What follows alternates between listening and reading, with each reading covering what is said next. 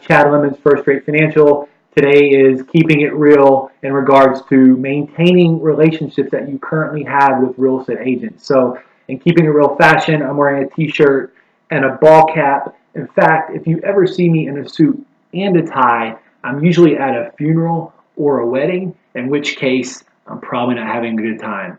So, anyway, back to the matter at hand. There are many things you can do to maintain your relationships with real estate agents. Enjoying your job, laughing, telling a joke, just being a good person in general. Those are good things. But how about these 4 things for those of you that are actually like robots and have to follow steps? Step 1, pre-approval letters. Do your homework in advance. Ask the right questions in advance. If you give out a pre-approval letter and an agent drives around all week, 2 weeks, a month with a client and they don't close, you will never, ever, ever hear from that real estate agent again. And if they don't close, guess what?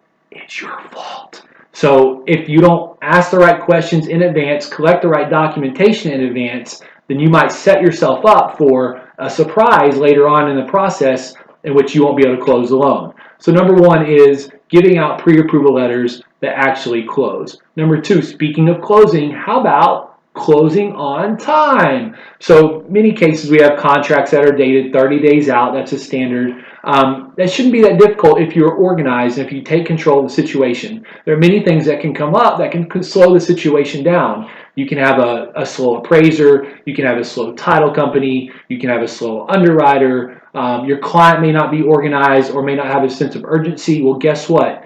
You're the quarterback. It's your job to take control and communicate to all of these parties what the closing date is and what your expectation of when you need certain things is. That way you get it on time and you close a loan on time. So there's a domino effect involved in each transaction. The seller that your buyer is buying the house from is probably also buying a house from someone else, and so on and so forth. So when you don't close the loan on time, you are disrupting the flow, or you're affecting the domino chain, and you're causing other people to miss their dream of buying a home. Guess what? That's your fault also. So close on time, or don't overpromise and underdeliver when it comes to what you can do for closing dates.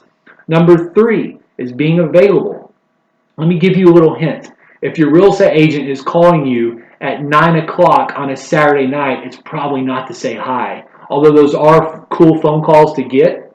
Every once in a while they may butt dial you, which is kind of fun as well. You just kind of sit on the phone and think, okay, where are they at? What are they saying? But if they're actually calling you for a reason, it's probably because they're making an offer on a house and they need your direction, or they have a question that you need to answer. So being available on weeknights and on weekends is very important for your real estate agents, because that's when most of them are writing offers. And in this market here locally, it's very important that they get those questions answered quickly. That way they can get their offer in quickly and possibly get accepted quickly. So number 3 is being available. That's not that difficult.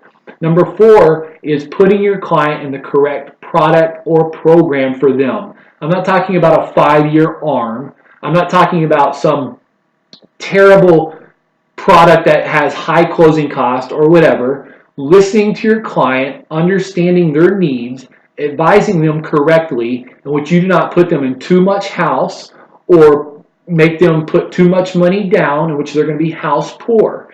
Those things build your reputation as a lender, good or bad. So if you put them in the correct product, your client is going to respect that. Your real estate agent is going to see that, and they're more likely to send you more business in the future. So for now, obviously, besides enjoying your job and having fun and stuff like that, getting pre-approval letters to actually close, closing on time, being available, and giving the right product to your client. Those are 4 things you can do to maintain existing relationships that you have with your real estate agents and guarantee loyalty and therefore more future business. So until next time, keeping it real.